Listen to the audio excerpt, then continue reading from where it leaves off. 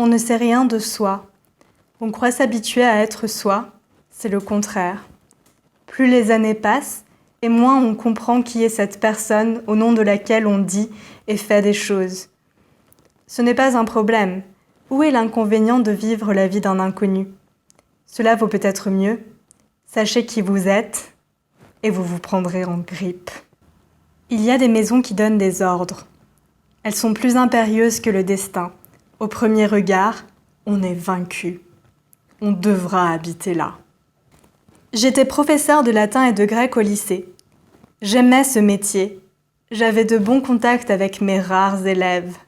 Cependant, j'attendais la retraite comme le mystique attend la mort. Juliette et moi avons toujours aspiré à être libérés de ce que les hommes ont fait de la vie. Études, travail, mondanité, même réduite à leur plus simple expression, c'était encore trop pour nous. Juliette et moi, nous voulions avoir 65 ans, nous voulions quitter cette perte de temps qu'est le monde. C'est difficile à expliquer, je n'ai jamais eu l'impression d'avoir eu assez de temps pour ma femme. En 60 années, que lui ai-je donné ? Elle est tout pour moi, elle en dit autant à mon sujet sans que cela efface mon sentiment d'insuffisance profonde. Elle a murmuré « Le feu ne brûle plus ». J'ai dit, comme si c'était une réponse, « Le temps n'existe pas, je n'avais jamais été aussi heureux de ma vie ». Mon proverbe favori a toujours été « Pour vivre heureux, vivons cachés ». Nous y sommes, non ? Oui, nous y sommes. Je ne sais plus quel écrivain a ajouté « Il n'y a pas longtemps, pour vivre cachés, vivons heureux ». C'est encore plus vrai, et cela nous convient encore mieux. Comme disait le poète cité par Skutner, on n'est jamais assez rien du tout. Palamède ? Palamède, c'est merveilleux. Ignorez-vous que c'est Palamède qui a inventé le jeu de dés pendant le siège de Troie ? La sagesse n'est jamais du côté de celui qui parle. J'étais épuisée comme si je venais de me battre contre le cyclope, pire, contre le contraire du cyclope. En effet, ce dernier s'appelait Polyphème, soit celui qui parle beaucoup. Affronter un bavard est une épreuve, certes, mais que faire de celui qui vous envahit pour vous imposer son mutisme ? Ma femme s'amusait beaucoup. Elle trouva que le sapin était pimpant comme une villageoise sortant de chez le coiffeur. Elle suggéra d'y ajouter quelques bigoudis. Prostré, il ne répondit rien. En 40 années d'enseignement au lycée, je n'avais jamais eu à subir le moindre chahut. Les élèves me respectaient. Je suppose que je bénéficiais d'une certaine autorité naturelle. Mais j'avais eu tort d'en déduire que j'étais du côté des forts. En vérité, j'étais du côté des civilisés. Avec ces derniers, j'avais toutes les aisances. Il avait suffi que je me retrouve confrontée à une brute pour voir les limites de mon pouvoir. Je prenais ses longs cheveux et je les mouillais, épatée de voir leur volume rétrécir sous l'eau. Je me glissais à côté d'elle et voyais son visage farceur. « J'ai froid » disait-elle.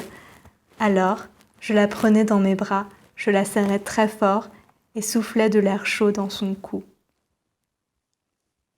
On n'a pas idée de la lenteur des jours. Le monde entier clame que le temps passe vite. C'est faux. Il est bien plus divertissant d'être ennuyeux que d'être intéressant. Au cours, quand je tentais de donner de Cicéron une image vivante, il m'arrivait d'étouffer des bâillements intérieurs. En revanche, en arrosant notre tortionnaire de mon érudition indigeste, je ne pouvais m'empêcher de jubiler. Je compris enfin pourquoi les conférenciers sont presque toujours assommants. Mais, en fin de compte, le gagnant, c'était lui, bien sûr. Pour l'emporter dans ce combat implacable, il ne servait à rien d'être le plus intelligent, le plus subtil. Il ne servait à rien d'avoir le sens de l'humour et d'être capable d'arroser l'autre de torrents d'érudition. Pour vaincre, il fallait être le plus pesant, le plus immobile, le plus oppressant, le plus impoli, le plus vide. Le vide refuse le bien. Il lui barre la route avec obstination. En revanche, le vide ne demande qu'à se laisser envahir par le mal, comme s'il entretenait avec lui des relations anciennes, comme si l'un et l'autre éprouvaient du plaisir à se retrouver pour raconter des souvenirs communs. Comme l'or, le bien ne se rencontre jamais à l'état pur dans la nature. Il est donc normal de ne pas le trouver impressionnant. Il a la fâcheuse habitude de ne rien faire. il préfère se donner en spectacle. Le mâle, lui, s'apparente à un gaz. Il n'est pas facile à voir, mais il est repérable à l'odeur. Il est le plus souvent stagnant, réparti en nappes étouffantes. On le croit d'abord inoffensif à cause de son aspect, et puis on le voit à l'œuvre, on se rend compte du terrain qu'il a gagné, du travail qu'il a accompli. Et on est terrassé parce que, à ce moment-là, il est déjà trop tard. Le gaz, ça ne s'expulse pas. Je lis dans le dictionnaire « Propriété des gaz », 2 points, expansibilité, élasticité, compressibilité, pesanteur. On jurerait une description du mâle.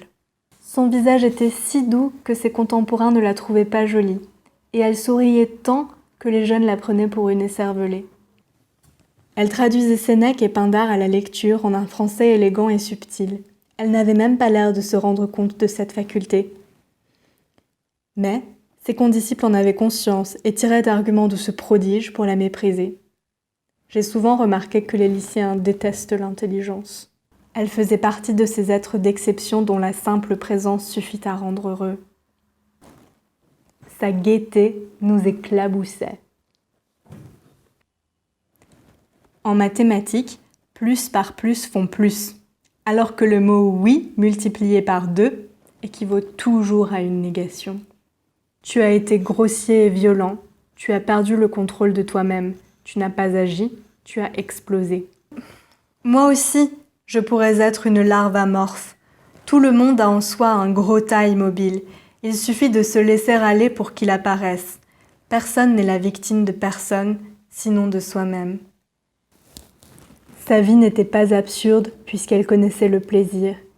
Elle aimait dormir, elle aimait manger, peu importait que ses activités fussent nobles ou non. La volupté élève, quelle qu'en soit la source. Quiconque a pratiqué les auteurs grecs et latins sait l'estime que l'on doit au règne.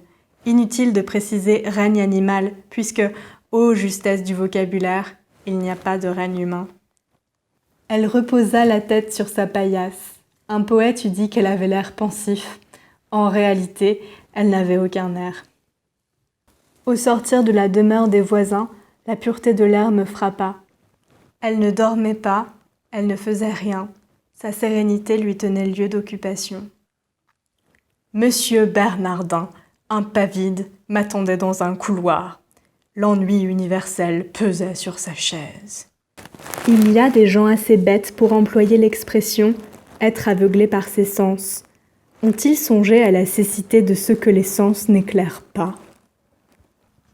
Même le mysticisme s'apprend par le plaisir, pas forcément par sa pratique, mais à coup sûr par sa notion. Les moines interdits de chair ont au moins la prescience de ce dont ils se privent, et le manque instruit autant, sinon plus que la pléthore. Or, Palamède ne souffrait d'aucun manque. On ne manque de rien quand on n'aime rien. On peut vivre sans aimer. Il suffit pour s'en convaincre de regarder le sort commun des hommes. Seulement, les hommes étrangers à l'amour ont tous autre chose.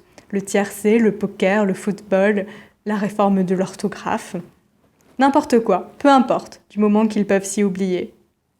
Monsieur Bernardin, lui, n'avait rien.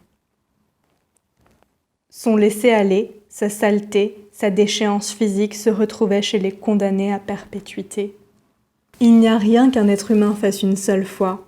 Si un être humain fait une chose un jour, c'est que c'est dans sa nature.